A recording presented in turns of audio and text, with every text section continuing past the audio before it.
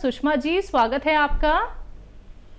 नमस्कार मैम। जी नमस्कार, आप कहाँ से बात कर रही हैं? मैम मैं हरियाणा अम्बाला से बात कर रही हूँ। जी मैम, आपका सवाल। हाँ जी मैम, सर को नमस्कार मेरा। सुषमा जी, स्वागत है हमारे प्रोग्राम में। हाँ जी सर परसों फोन किया था मैंने आपको बेटी के बारे में सर। हाँ जी, तो वो लाजवंती के बीज बताए थे सर आपने, वो दे रही हूँ मैं इसे, तो हल्का सा मतलब फर्क लगा है सर। मैंने फोन इसलिए किया है भी, आप उसके लिए दुआ करो, आपकी दुआ बहुत लगती है जी। बहुत बहुत धन्यवाद। और फ़ायदा भी शुरू हो गया सुषमा जी, 2 दिन में आपको फ़ायदा भी शुरू हो गया। भगवान की आप पर बहुत मेहरबानी है, और जिन पर भगवान की मेहरबानी होती है वो लोग इस लायक होते हैं कि उनसे दुआ के लिए कहा जाए। तो मैं आपसे प्रार्थना करता हूं कि मेरे लिए भगवान से प्रार्थना करें कि मैं आपकी सेवा और ज़्यादा कर सकूं। बहरहाल आपने मुझसे कहा है, तो देखिए मेरे प्रोग्राम में या मुझ में और दूसरे लोगों में यही फ़र्क है कि आप मुझसे दुआ के लिए कहें या ना कहें, मैं आप लोगों के लिए अपने यानी मशवरे के साथ दुआ भी खामोशी से करता हूँ और रोज़ करता हूँ कि ए भगवान, मेरे साथ जो व्यूअर्स जुड़े हुए हैं, अगर तुझे मेरी लाज रखनी है तो मेरे बताए हुए मशवरे में उनको फ़ायदा लिख दे, उनको हुक्म दे दे उन दवाओं को, उन मशवरों को, कि उन मरीज़ों को फ़ायदा दे दे। शायद इसी का असर हो, और मैं विशेष दुआ भी करूँगा कि आपके बच्चे को फ़ायदा हो जाए। जी। दिल्ली से हैं लाजवंती जी, स्वागत है आपका। हेलो लाजवंती जी, आपको मेरी आवाज मिल पा रही है? हाँ जी नमस्कार। जी नमस्कार मैम। हाँ नमस्कार गुरु जी। आपका तो नाम लाजवंती जी दवाओं वाला नाम है, पहले भी शायद बात हुई है आपसे। हाँ जी, मेरी 2 बार बात हो चुकी है आपसे। कोई प्रोग्राम ऐसा नहीं कि मैं आपका नाम ना लेता हूँ। हाँ, पहले मेरा नाम आपने गलत किया था, लता नाम लिया था जी। हाँ, तो और बहुत बहुत नमस्कार आपको, आपके चरणों में कोटि कोटि नमन मेरा। स्वागत आपका बहुत। हाँ, मैं पूछना चाह रही थी, मेरे 3 सवाल हैं आपसे।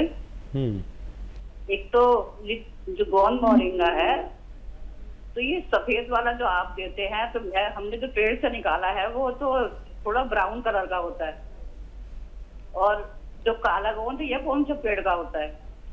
ठीक है।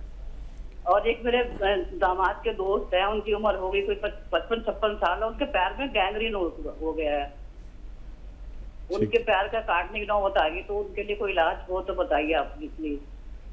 ठीक है। अच्छा देखिए, जो गोंद मोरिंगा है, ये जब फर्टिलाइज़र में पैदा होता है तो ऐसा होता है जैसा आपको मिलता है पेड़ से, और वो प्रोसेस नहीं हुआ होता, तो उसको लोग इस्तेमाल करते हैं। ये जो गोंद मोरिंगा है, इसको जब हम 3 साल तक किसी खेत में फर्टिलाइज़र नहीं डालते और गोबर की खाद और ऑर्गेनिक खाद जो डालते हैं, जिसे ऑर्गेनिक कहते हैं, तो वो ऐसा होता है जैसा मैं बताता हूँ, और जो आप बता रही है वो फर्टिलाइज़र वाला है, जो प्रोसेस भी नहीं हुआ होता। हम जो देते हैं वो एक प्रोसेस वाला होता है, और उसी को असली माना जाता है, असली इसको भी माना जाता है, लेकिन ये किसी काम का नहीं है सिवाय इसके कि आपको विटामिन सी वगैरह दे दे।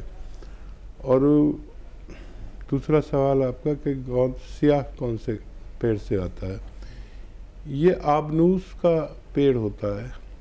इस पेड़ से कभी किस ज़माने में जब मेटल नहीं था, मेटल की बांसुरी वगैरह, मेटल का प्रयोग शुरू नहीं हुआ था, उस ज़माने में इसकी लकड़ी से बांसुरी बनती थी। ये बिल्कुल काला होता है काली बांसुरी होती थी, और अब मेटल वगैरह चल पड़े हैं, लेकिन अभी भी किसी किसी के पास वो बांसुरी मौजूद रहती है। एक बिल्कुल काले रंग का पेड़ जिससे काला गोंद निकलता है, उसे ही गोंदसिया कहते हैं। और एक कोशिश कर सकते हैं, वादा कुछ नहीं, उनको डॉक्टरों की दवाओं के साथ आप अलसी को हल्का सा भून लें और 1 चम्मच अलसी खिलाएं मरीज़ को, और 1 चुटकी नमक ज़ैतून, 1 चुटकी खाने का सोडा 2 गिलास पानी में मिलाकर 1 चम्मच अलसी दें। 1 टाइम दिन में या 2 टाइम लगातार दें। कुछ फ़ायदा हो तो हमसे आप बात करते रहें, वरना आप डॉक्टरों की बात मान सकते हैं। जी, जम्मू से हैं अनीता जी, स्वागत है आपका। हेलो मैडम, नमस्कार। जी नमस्कार सर। मैडम हम हकीम सुलेमान जी का प्रोग्राम देखते हैं, हम नंबर की को मैं मिला रहा था, मिल नहीं रहा था। आपके सामने हाजिर हूँ, बताइए क्या सवाल है। सर हमने मंगवाना था नमक जैतून जैतून का सिरका, गोंद मोरिंगा, गोंद सिया। आप हेल्पलाइन नंबर पर बात करें, दूसरा जो नंबर आ रहा है उस पर। किसी रोग के बारे में अगर आपको कोई सवाल करना है तो हम आपके सामने हाजिर हैं, कोई भी सवाल कर सकते हैं। ऑर्डर के लिए हेल्पलाइन नंबर लीजिए, उन पर बात करें, आपकी मदद की जाएगी। जी, अगले कॉलर हैं हमारे साथ, स्वागत है आपका। हेलो जी, अस्सलाम वालेकुम। वालेकुम सलाम, आपका नाम क्या है? जी मेरा नाम अफरोजा। जी, आपका सवाल? जी मेरा सवाल बहुत तसल्ली के साथ हकीम भी और आप भी बहुत इत्मीनान के साथ सुनियो, मुझे बहुत परेशानी हो रही। बताइए। बीच में काटना मत, मुझे दिक्कत क्या हो रही कि मेरा गैस बनो बहुत ज्यादा। और मैंने एंडोस्कोपी भी करा ली और अल्ट्रासाउंड भी मेरे कई हो लिए। अल्ट्रासाउंड में बस लीवर पे चल दिया वो, और कोई बात नहीं आती। तो जी अब गैस जो बनो ना, वो ना तो बाहर हो ना तो अलग हो, बस ऊपर में चढ़ा रहो गैस वो। अच्छा, भूख नहीं लगती बिल्कुल भी। और क्या नाम, यह दिक्कत मेरे पेट में हो, बस जो गैस बनो ना पास हो, दवा कुछ हो, और पेशाब भी बहुत कम हो मुझे। ठीक है, ठीक है जी। और कोई तो सवाल नहीं जी? और सवाल बस ये पेट का ही सवाल हो, और कोई सवाल नहीं है। ठीक है।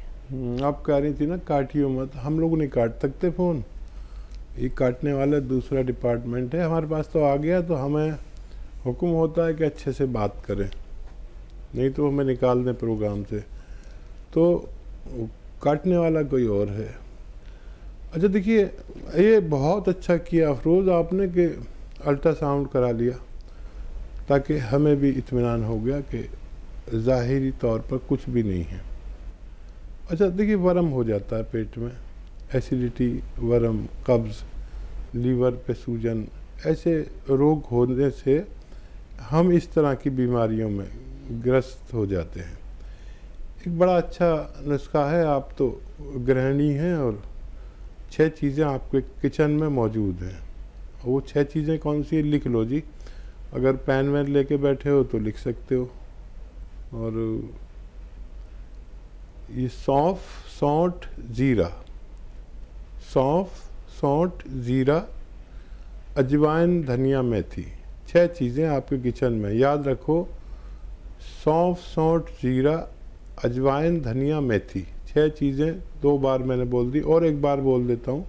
आपकी भाषा से मुझे लग रहा है कि आप पता नहीं लिख पाओगे या नहीं। सौंफ, सौंठ, ज़ीरा, अजवाइन, धनिया, मेथी 100 ग्राम ख़रीद कर पाउडर बना लो, और जी पाउडर बना के एक डब्बे में करके रखो। एक आता है नमक ज़ैतून। नमक ज़ैतून याद रखो जी कि एक नमक विशेष है जो स्वाद में नमकीनी नहीं होता।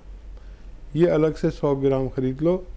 1 चुटकी नमक ज़ैतून 2 गिलास पानी में डालो, 2 गिलास पानी में, एक में नहीं। मिक्स हो जाता है आसानी से, नमकीन भी नहीं होता, ये हल्का सा कड़वा या खारा सा होता है। ये जो 6 चीज़ों का पाउडर बनाया है, ये 1 चम्मच खा लो, और ये 2 गिलास पानी पी लो। दिन में 1 दफ़ा या 2 दफ़ा बस काफ़ी है। आप ये रोज़ाना 1 बार ज़रूर लो, ज़्यादा से ज़्यादा 2 बार, आपको फ़ायदा होना मुमकिन है। बिल्कुल। हकीम साहब, सवाल यहाँ पे मैं ज़रूर करना चाहूँगी। इन्होंने कहा कि इनको गैस पास नहीं होती है। जिन लोगों को इस तरीके की प्रॉब्लम होती है, तो क्या ये भी एक संकेत है कि आपको कोई बहुत बड़ा रोग होने वाला है अगर हमारी गैस पास नहीं होती है?